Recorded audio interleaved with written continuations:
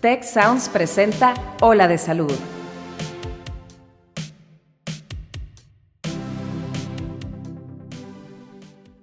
A finales de enero, el presidente de Estados Unidos cumplió una de sus amenazas: retirar al país de la Organización Mundial de la Salud. Su principal argumento es que la OMS había estafado a Estados Unidos mediante pagos desproporcionados, desacuerdos políticos y mal manejo de la pandemia. ¿Cómo impactará esto a la salud global? ¿Y qué consecuencias tendrá en su estructura internacional? Descúbrelo en este episodio. Yo soy Mauricio Torres y aquí comienza tu ruta de bienestar. Yo trato de ver las crisis como momento, como oportunidades también, como momentos para repensarse. Y yo creo que este es un momento en el que la OMS puede quizás tratar de repensarse. Los profesionales que están en la OMS hoy son de la más alta calidad y que las recomendaciones que ellos hacen realmente son recomendaciones hechas con las mejores intenciones y con la mejor ciencia disponible. ¿Qué tal, amigos? ¿Cómo están? Bienvenidos a un nuevo episodio de Ola de Salud. Yo soy el doctor Mauricio Torres y este podcast básicamente, como ya saben, lo que queremos hacer es hablar de las noticias médicas y de salud más relevantes del mundo para darles mejores herramientas para que puedan tomar mejores decisiones y tener una mejor salud y una mejor calidad de vida. El día de hoy queremos hablar de un tema que es un poco diferente a lo que hablamos normalmente, pero tiene una gran relevancia en el presente, que es básicamente la decisión de Estados Unidos de retirarse de la Organización Mundial de la Salud. Queremos hablar un poco de las consecuencias que esto trae, pros y cons, y básicamente entender por qué es una decisión tan importante y conocer no solo las razones, sino cómo nos puede afectar a nosotros en nuestro día a día. El día de hoy nos acompaña el doctor Andrés Vecino.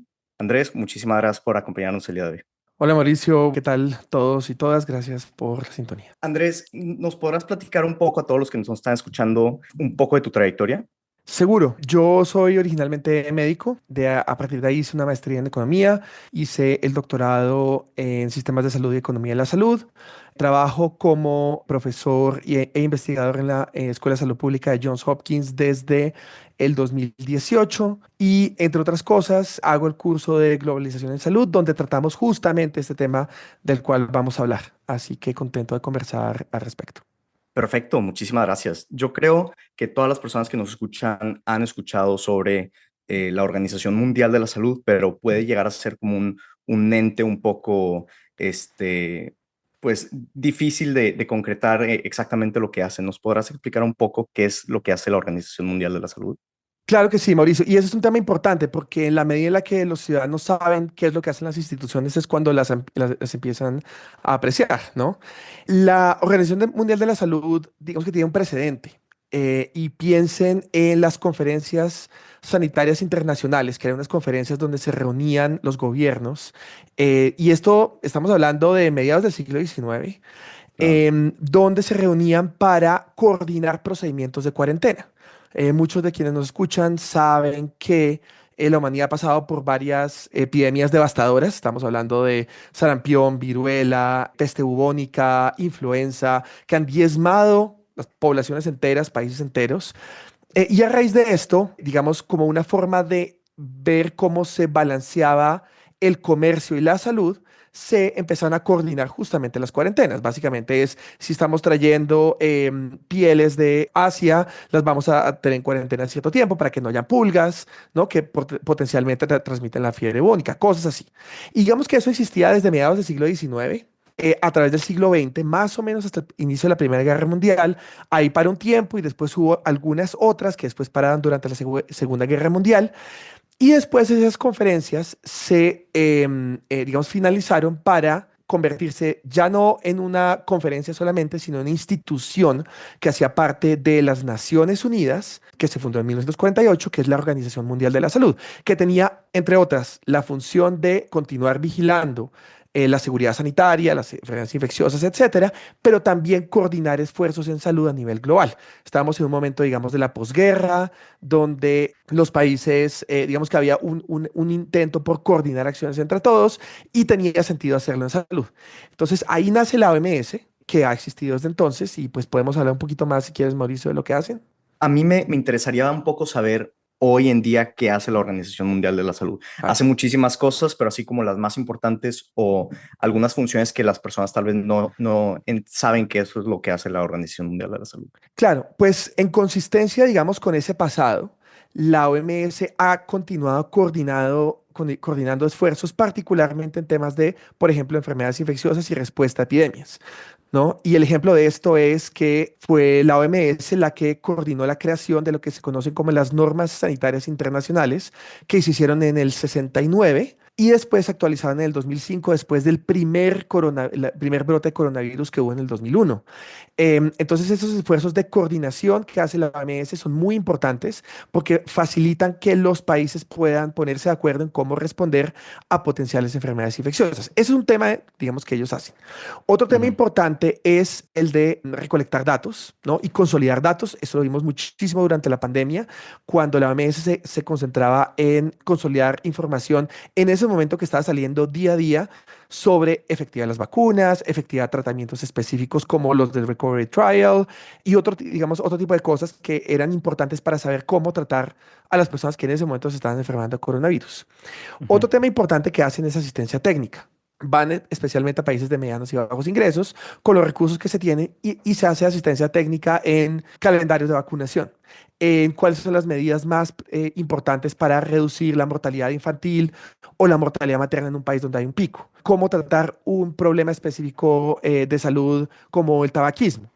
Este tipo de asistencia técnica también la hace la OMS. Además de esto, hace respuesta humanitaria y yo creo que eso es importante porque realmente gran parte, hemos visto en los últimos años, décadas, grandes catástrofes humanitarias en el mundo y el rol de la OMS es asegurar las condiciones de salud de estas personas y lo hacen en conjunto con otras organizaciones. Ese rol a veces no se ve mucho, pero digamos, muy importante. Y también, digamos, la creación de estándares, ¿no? Estándares en Ujú. cuanto a cómo tratar enfermedades infecciosas, pero también estándares en cuanto a cómo hacer ensayos clínicos que sean apropiados y que muestren efectivamente si un medicamento, por ejemplo, es mejor que el otro, etcétera. Todas esas acciones de coordinación las hace la OMS. La gente a veces no lo ve, pero realmente son muy importantes y sin esa instancia quedamos desarticulados, cada cual trabajando por su lado sin realmente una articulación real.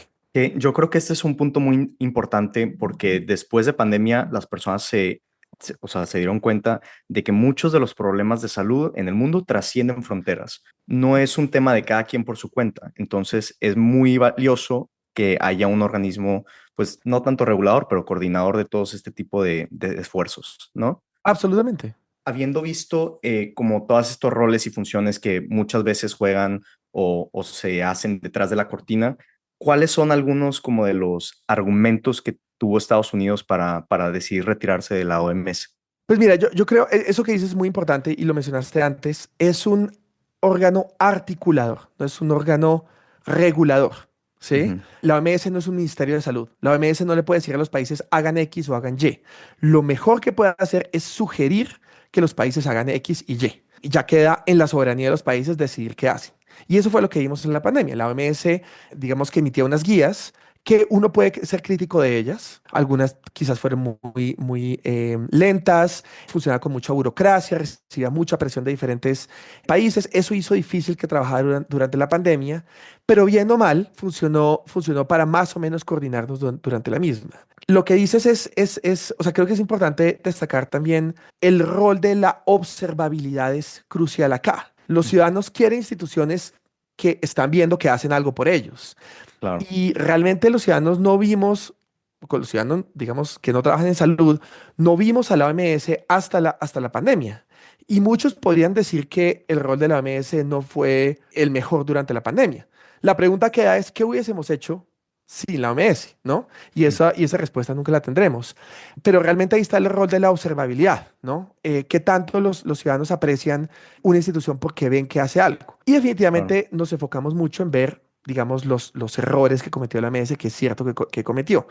Entonces yo creo que eso hizo que existiera en general una gran desconfianza hacia el rol de muchas organizaciones multilaterales, y esto es algo que estamos viendo en general en el mundo, pero más Ujú. específicamente hacia el rol de la OMS. Y eso creo yo ha generado, digamos, preocupación en el público, no solo en estadounidenses, sino también en otros constituencies. Siento que el tema de la observabilidad se pudiera reflejar o apreciar un poco más como en un ejemplo, ¿no? Entonces, yo creo que podemos poner así como el ejemplo A, donde existe una OMS que funciona a la perfección y una OMS que no tiene el funding necesario para poder llevar a cabo todos sus procesos. Entonces, en el caso número uno, donde la OMS trabaja muy bien, imaginémonos que empieza a salir un brote de una enfermedad nueva en África, ¿no? Entonces, gracias a la articulación que provee la OMS, se reportan estos nuevos casos, se mandan a analizar las pruebas, se generan las cuarentenas necesarias y se logra diagnosticar esta nueva enfermedad. Y gracias a la coordinación de muchos países diferentes, le podemos poner un alto para que no se siga propagando a través de fronteras, ¿no? En cambio, en el caso número dos, en donde una OMS no está funcionando al 100, puede que estos gaps en el sistema, estas como Brechas. eh, brechas, o sea, ¿qué es lo que pudiera causar? O sea, si quieres tú complementa con el caso, el segundo caso, el caso B. Pues tal vez hay dos cosas. Digamos, por un lado, ¿cuáles son las consecuencias para esas poblaciones? ¿No? Porque de alguna manera esa es una decisión soberana del gobierno estadounidense. Y la pregunta es cómo eso afecta a otros gobiernos o a otros países y cómo afecta a Estados Unidos. Entonces, a otros gobiernos definitivamente los afecta porque al retirarse Estados Unidos, retira la financiación. Y esta es una institución, digamos, que ya tiene poca financiación. Más o menos Estados Unidos paga unos 264 millones de dólares al año, que no es mucha plata realmente, y lo que termina haciendo es asfixiándola más financieramente. Entonces, lo que eso implica es que esta OMS va a ser menos efectiva en lidiar con ese pico, con ese brote que tú mencionas, Mauricio. Y si es menos Claro. efectiva, y tú lo dijiste al inicio, y creo que es algo que es fundamental, es una lección fundamental de la pandemia, las enfermedades infecciosas no tienen fronteras. Entonces, ese brote de ébola, por ejemplo, no va a poder ser detenido y puede efectivamente llegar, digamos, expandirse, afectar los intereses económicos, políticos, financieros de Estados Unidos, que es el país, digamos, del cual estamos hablando, que en decisión soberana decide Ujú. retirarse, y eventualmente también pueden esta infección llegar al país.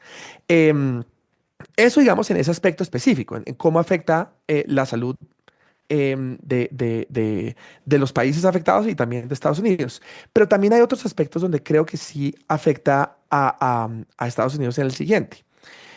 Si Estados Unidos deciden, realmente 264 millones de dólares no es mucha plata Y para en los. porcentaje del presupuesto, ¿cuánto es? Como, Digamos que eso ha ido variando, pero más o menos la OMS tiene un presupuesto total de 7.000 millones de dólares. Más o menos, 6,8.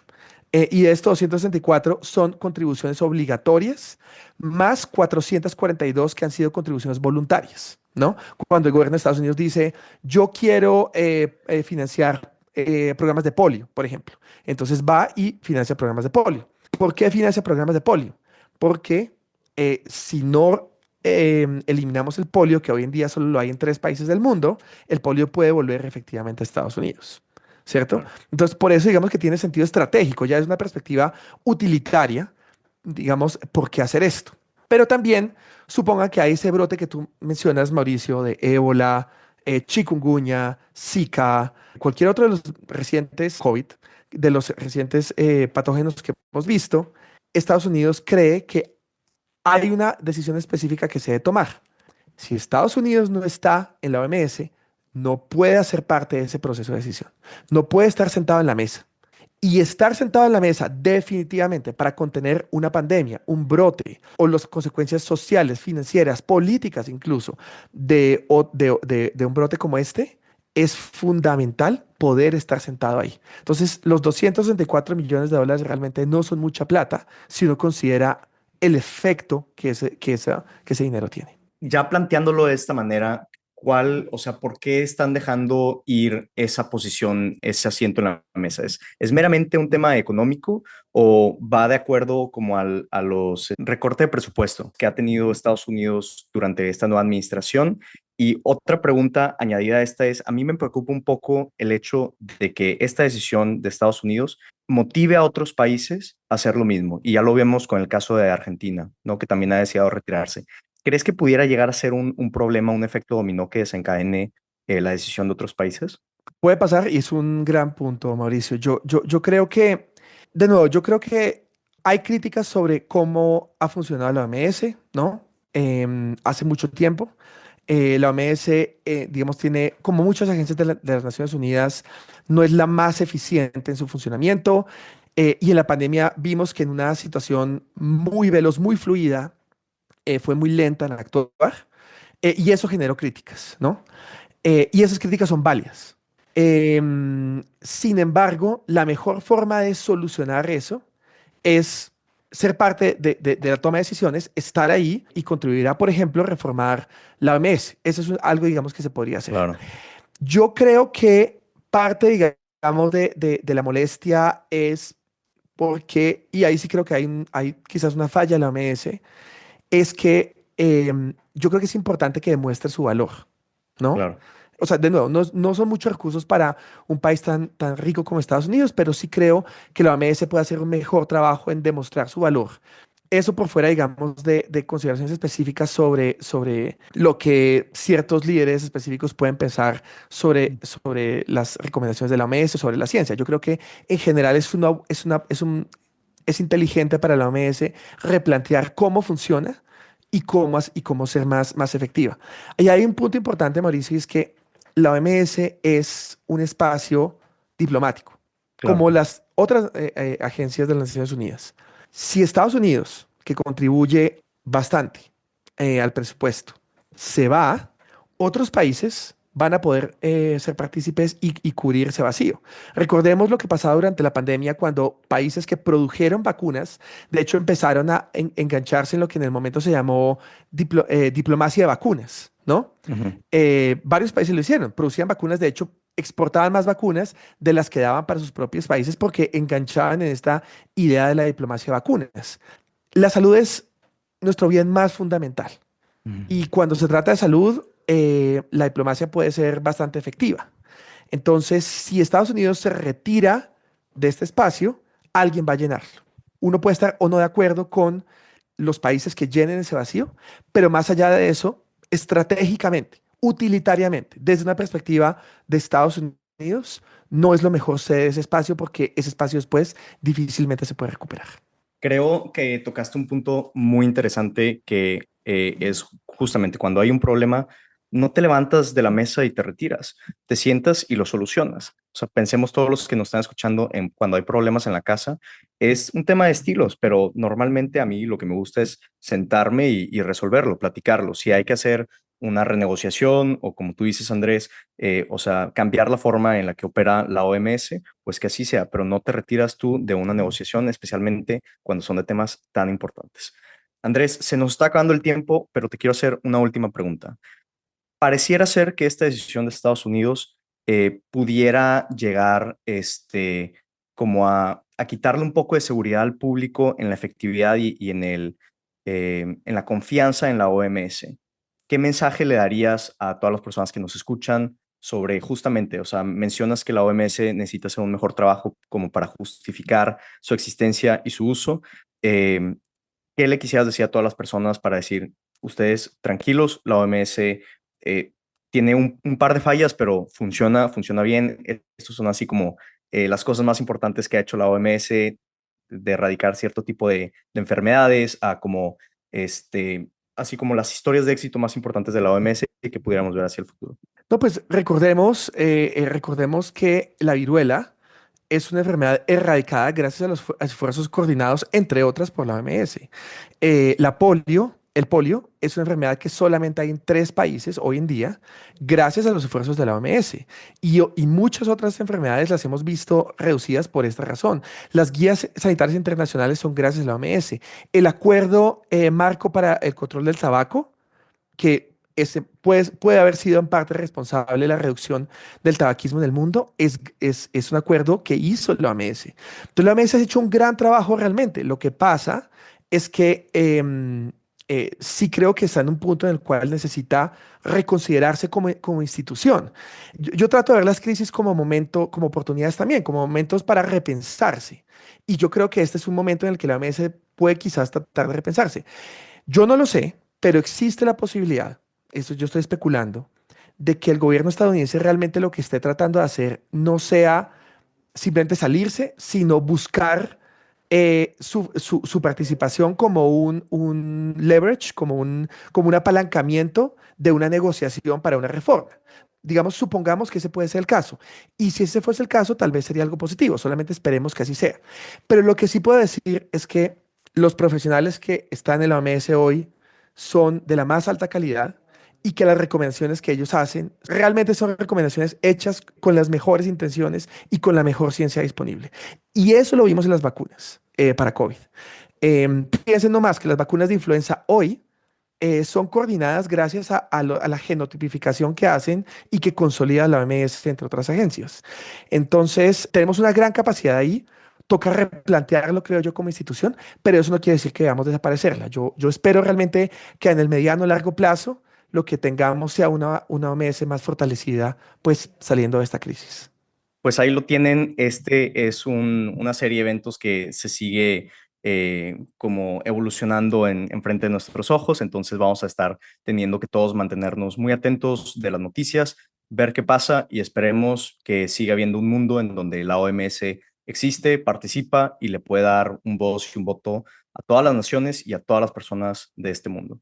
Espero que hayan disfrutado muchísimo el episodio del día de hoy. Andrés, muchísimas gracias por acompañarnos. A ti, Mauricio, que estén bien. Yo soy Mauricio Torres y este fue un episodio más de Ola de Salud. Que tengan un buen día. Hola. Somos Rosalinda Ballesteros y Luis Raúl Domínguez. Y te invitamos a escuchar Cuida tu Mente, un podcast donde expertos del TEC de Monterrey e invitados brindan herramientas y consejos para potenciar una vida positiva. Cuida tu Mente es parte de Tech Sounds Podcast, la barra oficial del Tecnológico de Monterrey. Muchas gracias al equipo de Tech Salud, el Sistema de Salud del Tecnológico de Monterrey y al equipo de Tech Sounds. Productora ejecutiva, Lisbeth Siller. Productores de Ola de Salud, Melissa Hinojosa, Nora Morales y Fernando Zamora. Diseño, Lizeth Rodarte. Analíticos y alianzas, Lilia Martínez. Postproducción, Max Pérez y Marcelo Segura. Te invitamos a escuchar el siguiente episodio de Ola de Salud y el resto de programas de Tech Sounds en los canales de tu preferencia.